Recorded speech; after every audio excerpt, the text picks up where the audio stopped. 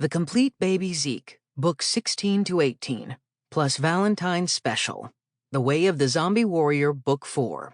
Written by Dr. Block. Narrated by Mark Sanderlin.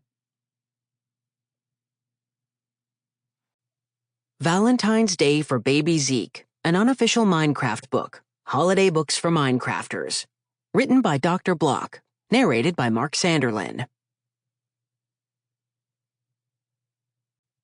Chapter 1.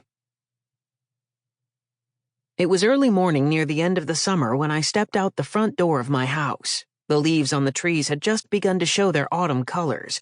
I took a deep breath of the fresh morning air. The sweetness of the air filled my undead lungs. Ah! I walked over to one of the chairs on the porch and sat down. I liked the early morning hours when my farmstead was calm. Otis, the baby zombie pigman who lived with me and with whom I had been on many adventures, was still asleep. Our two chickens, Harold and Bob, were also sleeping, safe in their chicken coop. I surveyed my wheat fields. I smiled. The wheat had turned brown a few days ago and was ready for harvest. When Otis got up, I would send him into the nearby village to rent a horse and cart while I harvested the wheat. We needed the horse and cart to transport our harvest into town to sell to local villager merchants. You may think it's weird that a baby zombie is also a farmer, but it really isn't. Growing food sure beats fighting for a living, and I've done more than my fair share of fighting, that's for sure. While I waited for Otis to wake up, he was a late sleeper, I went to the edge of the wheat field and used one of my older diamond swords to slash the wheat stalks. Once I had chopped enough stalks, I gathered them into a pile and tied them with spider string.